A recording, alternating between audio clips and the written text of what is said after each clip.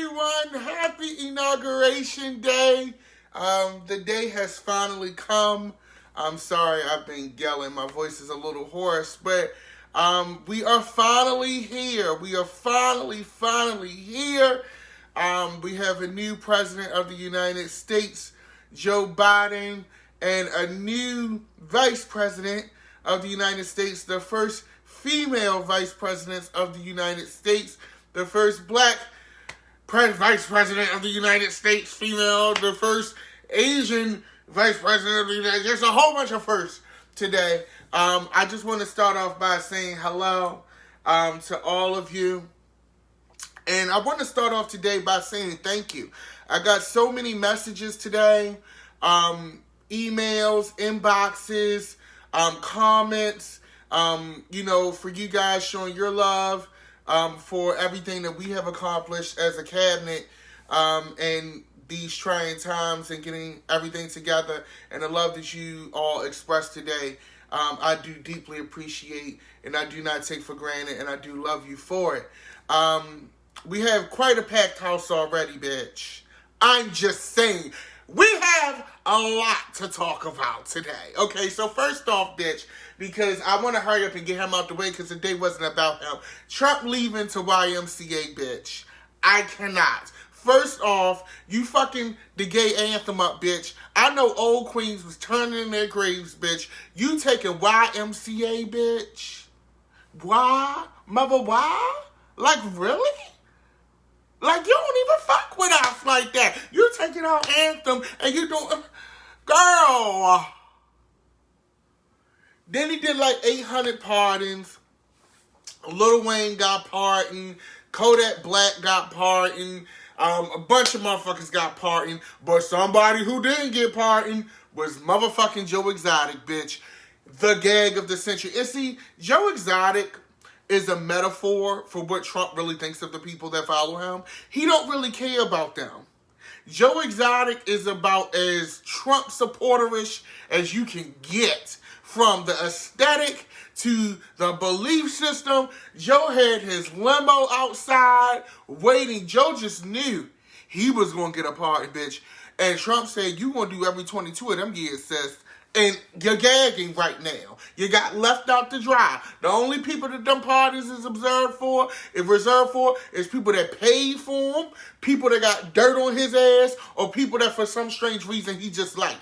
Unfortunately, Joe, you don't fit the description of none of those types of people. Okay? So now, you're gagging, Joe. You're gagging. Enjoy your Netflix moment, sis, because you're going to do every 22 of them years. It's giving deuce. You're done. Now that we've got ass tart out of the way, let's get to the inauguration. The inauguration. So, first off, I think let's talk about the overall how the inauguration was handled.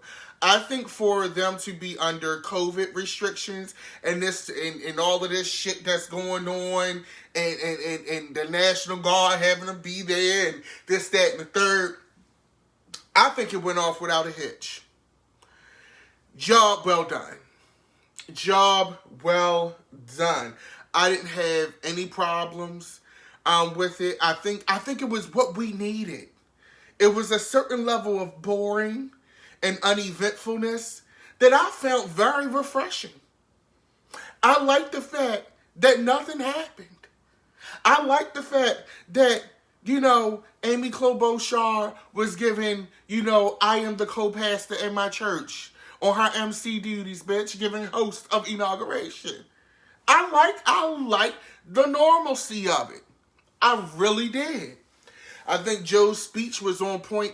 And, here's the thing. Before we get into the fashion and all of that and the policies and all of that, I want to say to those people who celebrated today, I saw some of the pictures. Now, I ain't cry over none of this shit because I just ain't, I have the crying spirit in me for this.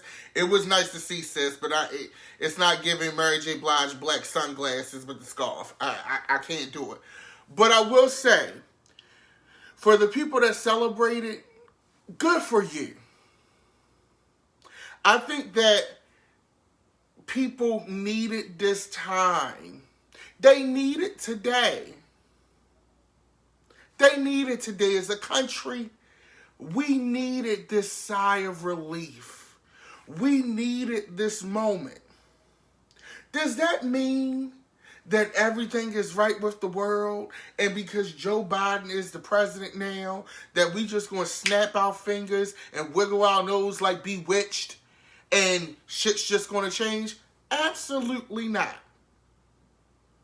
For those people who felt the need to keep saying that, shame on you. And I say this because especially I saw some folks, especially some black folks on social media.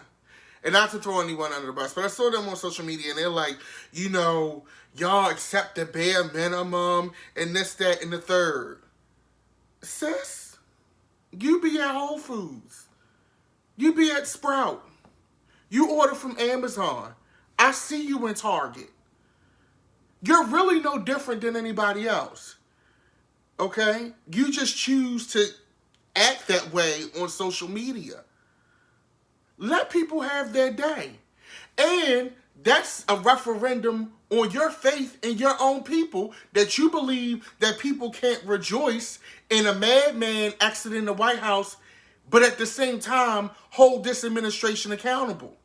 People can't walk and chew gum at the same time.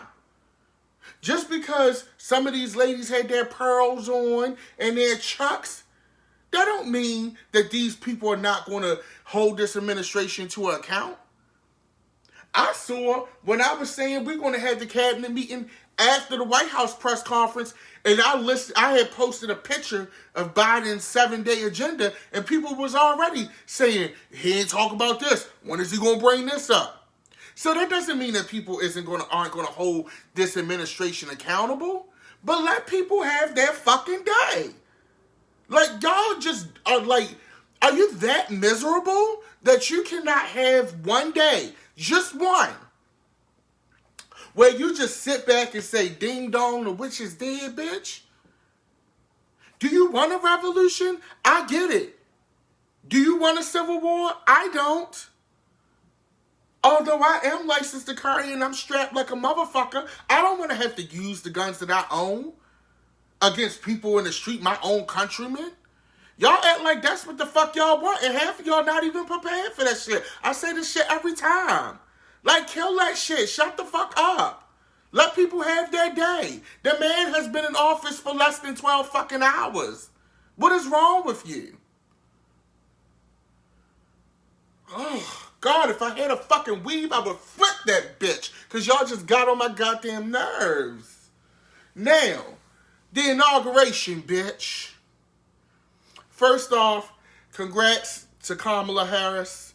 We now have a second gentleman. That's a first. I have to get used to even saying that shit.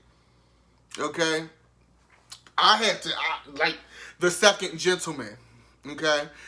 Kamala came ready. Everybody was giving monochromatic moments, and I lived. Okay? She had on mother pearls. She had on a nasty 6-inch heel, bitch, with the dress coat. I was here for it. It was cute. But you know what I'm getting ready to say. Michelle!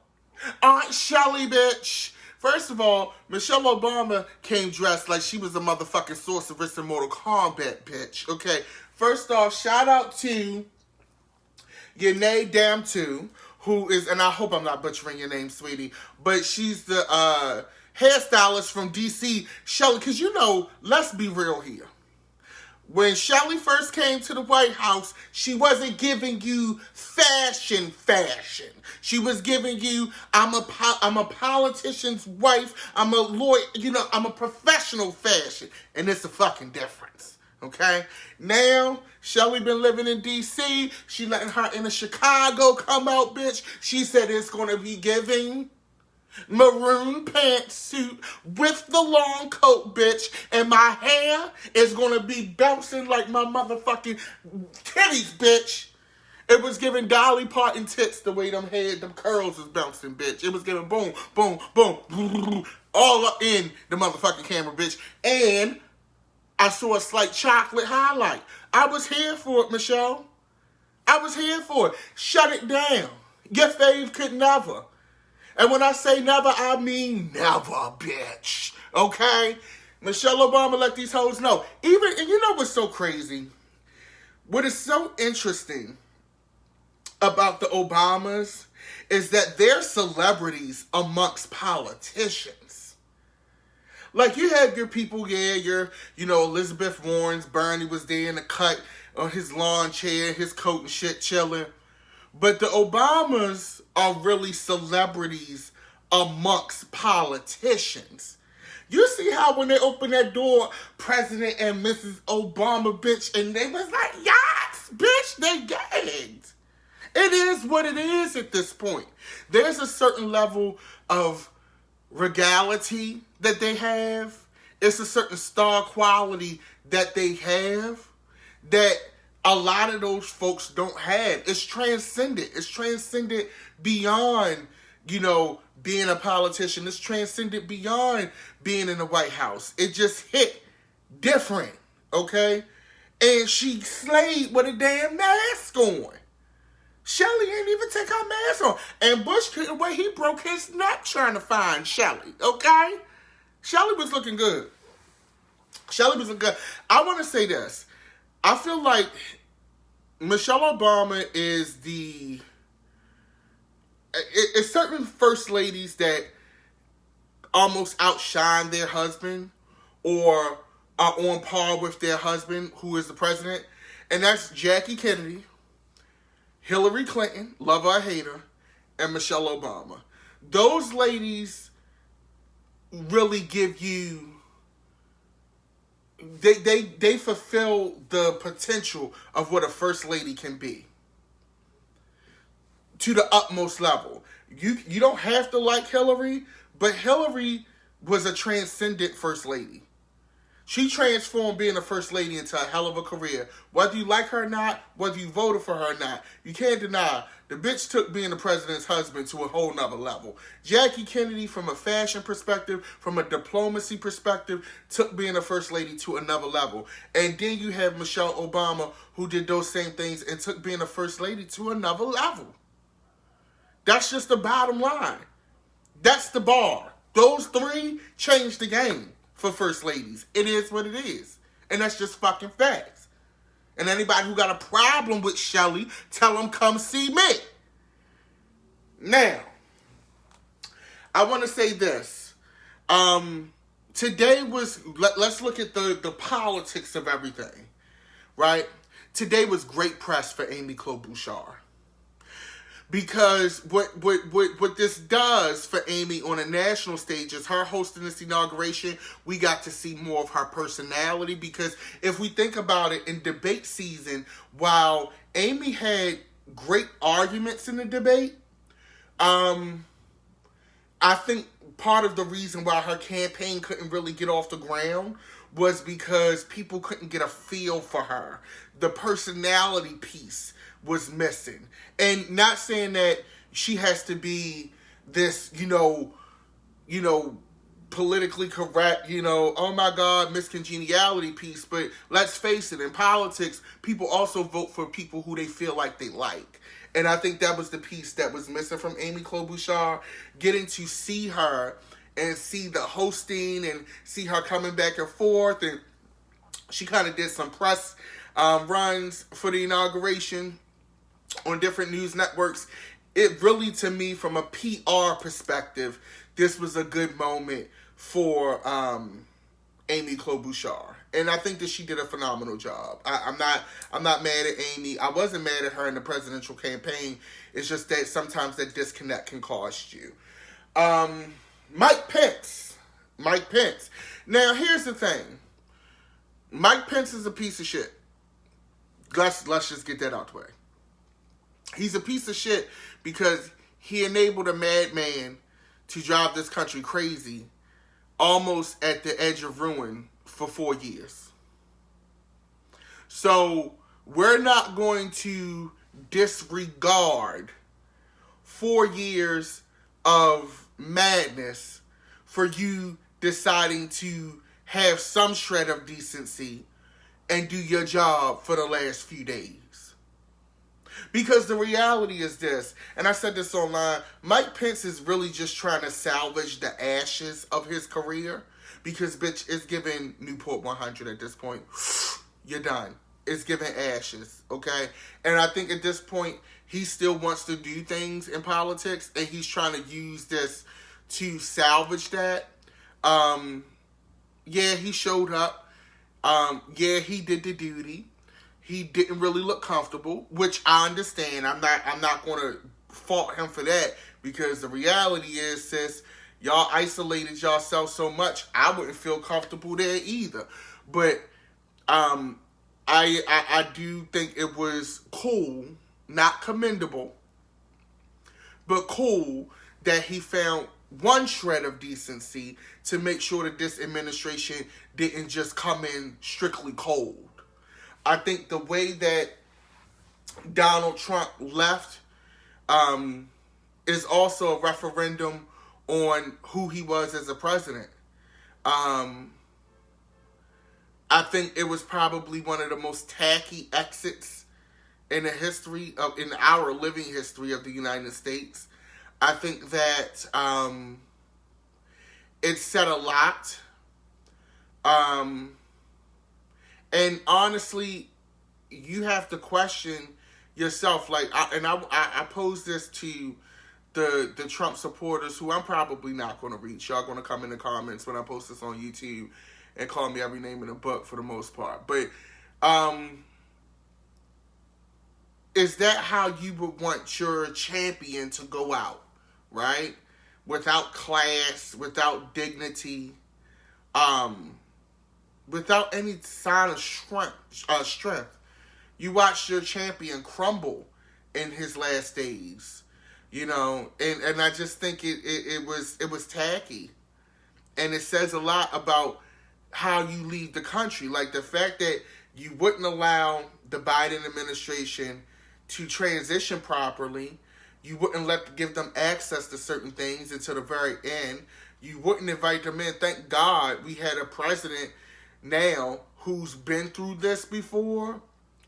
But my thoughts are, what if we didn't have a Joe Biden in this situation, and it was someone like a Pete Buttigieg or an Elizabeth Warren or someone who hadn't been through White House protocol before?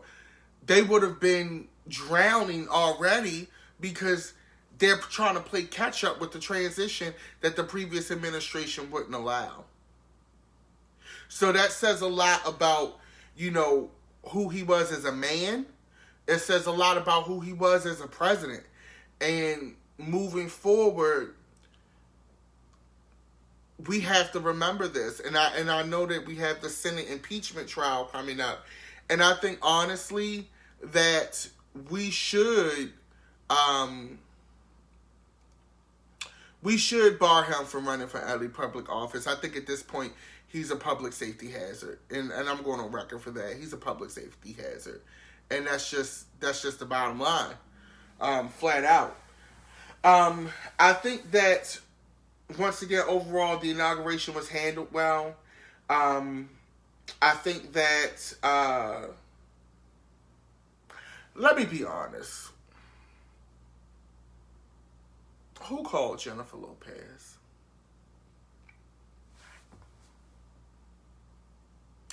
I'm just curious. You know, was Jennifer Hudson not available? Was Fantasia Mother Tribute not available?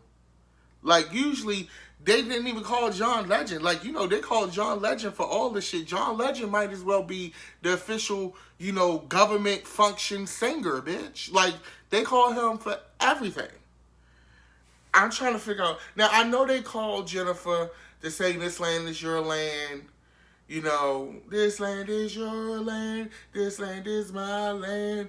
It was very elementary, you know, very cute. It wasn't a bad vocal for Jennifer, but I was just like, you know, nobody else was available? Nobody? Like, nobody. Now, Jennifer always gonna give you garments, bitch. She looked good. Jennifer looked the fuck good. But the vocal sis, I mean, here's my thing. I think they probably got Jennifer because This Land Is Your Land speaks to the whole immigration debacle and, you know, the border issue and how they had people, you know, kids in cages and things like that. So I kind of get that aspect of it, that booking. But there was no other famous Latina singer available. But Jennifer? Really? And she was trying to give you emotional vocal. Girl, that's not you. It ain't never been you. Now, when they do this concert tonight and they shaking the tail feather on stage, call Jennifer. But not for shit. You were supposed to call anybody but Jennifer, bitch. I'd have preferred fucking, you know, goddamn Murray or somebody. Shit. And we know how Murray vocal get in the cold, bitch. No shade, y'all know I love Murray. But I would have preferred Murray. Okay? I'm just saying. Now, another person who I absolutely loved was Lady Gaga. And usually, I like Lady Gaga, but I don't live for Lady Gaga. But here's why I loved Lady Gaga. First off, I think she did a great job. It was cold outside. For those of you who don't know singing temperatures and things like that, it was cold as shit and it was windy. So I think she did a great job. Plus, considering the weather elements, right? Here's why I loved Lady Gaga. Because in a time for this past year, some change, dealing with COVID in the last 4 years of dealing with madness and us being locked down in our homes, I liked seeing a resemblance of that extraness that we see at concerts that we haven't been able to go to for the last year. I like seeing that extraness that we would see on a red carpet that for Grammys or Oscars or the fashion awards that we haven't been able to see because of COVID. So to see Gaga come as Gaga in a presidential form with the oversized Goldberg brooch, the big bodice, I like that. I appreciated that. Because it gave me some sense of normalcy, some reminder of what my life was like before I was a prisoner in my home and, you know, scared I'm going to get COVID every other day if I sneeze too hard. I personally love that. So, good for you, Gaga. Eugene Goodman. Eugene Goodman, if you don't know, is the police officer that was running up the Capitol steps from the insurrectionists. And he had led them away. He had held them off and diverted them away from the senators and Pence and them when they were trying to get them out during the insurgency. Well, he's got a promotion, Eugene. Come on, Eugene, promotion. He's going to be the Deputy Sergeant at Arms in the Senate, I believe, in Congress or something like that. And Eugene was looking good, sis. Eugene brought out the Gucci scarf. I know, you know, black-owned businesses and all of that. I get it. But Eugene brought out the Gucci scarf. Eugene was ready to go. He was escorting Madam Vice President Kamala Harris. I think, good for him, Eugene. Good for you, bitch. You got a promotion. Can't nobody ever say being, you know, in the cut when it mattered don't pay off. You did an excellent job. Another piece about this that I thought was really, really good, right? Well, before I get to Amanda Gorman, because we got to talk about that beauty, I want to talk about the Clintons. Now, the Clintons, the crime bill, definitely problematic, definitely was not a help to black people at all. The Clintons definitely have dark marks on their presidency. And nobody's disregarding that. But it's something about the Clintons that, like, Bill tickles me. Like, he is just so unbothered. Like, you literally see who was running this country when he was in office. Like, because people don't just naturally become that way. Like, I feel like Bill did what he had to do the job and to get the job done. But the more I see them, the more it confirms for me that Hillary was running this country. That's just my personal opinion. Every time you see them, like, Bill tickles me. I love it because he's very unbothered. He's very, okay, where do I stand? He's very like, oh, hey, girl, what's going on? I love it. And Hillary, you know, it's so funny because when it was coming down the steps when they announced him, Hillary busting through and her, you know, purple lesbian ruffle power suit with the black ankle boots that she got from Learners.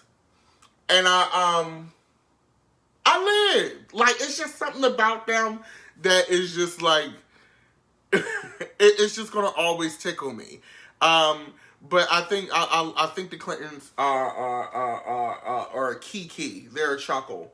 Amanda Gorman. Okay, can we talk about Amanda Gorman? Okay, first off, beautiful words. Amanda Gorman gave me everything I needed in that poem. For those of you who don't know who I'm referencing, Amanda Gorman is the National Poet Laureate who read the poem today at inauguration. And she looked gorgeous, beautiful, chocolate coloration with that yellow coat and the red headband and the crown of braids. And she had the junction of gold beads, gold, you know, holders for the braids in the front. And I just smiled the whole time that she was there. And I smiled because Amanda, like, I always said this, like, I'm very much, you know, I'm a gay man unapologetically, but Amanda Gorman is the type of woman who, if I was into women, that I would try to get with. You know what I'm saying? Classy, beautiful, nice, rich, dark complexion. Like, she just gives me everything I need. And for me, it's nothing more attractive than an intelligent, forward-thinking, beautiful black woman. And that's not to take away from anyone else. But for me, in my personal taste, I think that it's nothing more attractive than that. To see a black woman in her purpose, being strong, being ready, being very much the foundation of who we are. You know, I say this all the time, especially as a black man. Black women are very much the foundation of the community. They are the foundation of how we move. They are what keep us going, which is why I'm very much an advocate for black women being treated correctly. But I loved every moment of it. It made me smile, and I just felt so great about everything with her. And I think she, in addition to her doing a great job, the words were great. And I just loved it. I'm kind of blushing now, but I think they did a great job. I also think it's important and it's interesting that Biden signed executive orders already. I love that he's already doing the job already. He signed about 15 executive orders. I pulled them up now. If you watch the White House press conference that just went off, I actually postponed the meeting for about 30 minutes because I wanted to see that press conference. But basically, he signed a few executive orders. So first, he signed the order for us to be back in the Paris Climate Accords, the mask requirement for all federal properties and buildings. We are going to rejoining the World Health Organization. Also, too, one thing that they didn't really talk about was he did a temporary moratorium on oil and gas leasing in the Arctic National Refuge, moving to revoke a presidential permit for the Keystone XL oil and gas pipeline, and reviewing the Trump administration freeze on vehicle mileage and emission standards, ending the Muslim travel ban as well. The border wall, Biden is immediately ending the national emergency. Remember when Trump, dickface, called that national emergency for the border wall? He did that. He signed an order for DACA to work on that. Student debt. This is one that's going to really matter to a lot of you. Biden is asking the education department to extend a pause on federal student loan payments through at least September 30th, continuing a moratorium that began early in the pandemic but was set to expire at the end of January. So he signed an executive order for it to be extended through September 30th. So for all my student loan peeps, you got to win today. Also, too, housing foreclosures and evictions would be delayed until at least March 31st, 2021. Okay? Almost 12% of homeowners with mortgages are late on their payments, while 19% of renters are behind. The federal moratoriums would ensure that people could stay in their homes even if they cannot afford their monthly bills.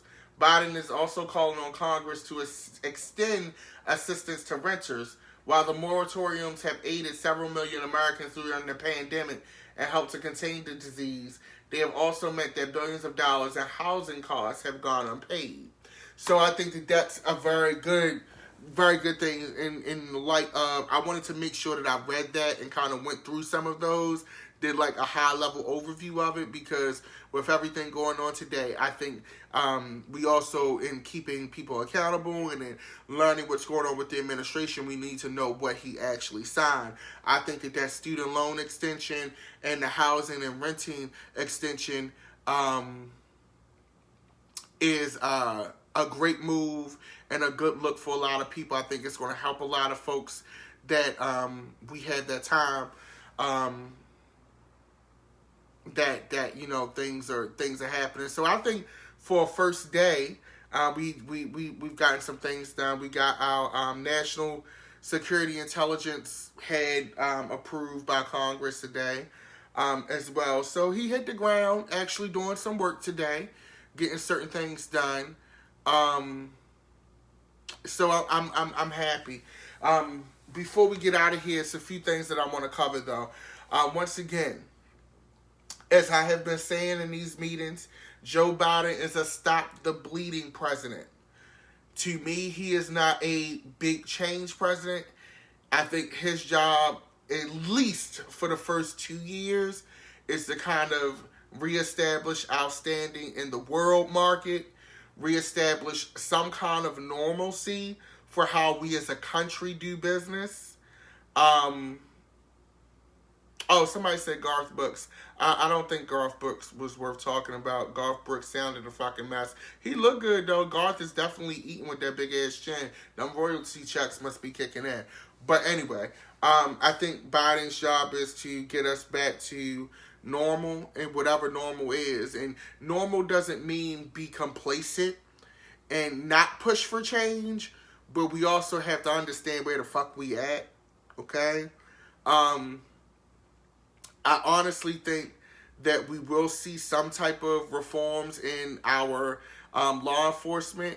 I'm hoping, especially after this Capitol storming insurrection that happened. I know the FBI is hot on a few people, but, you know, one can hope. I'm not holding my breath stating that everything's going to be okay.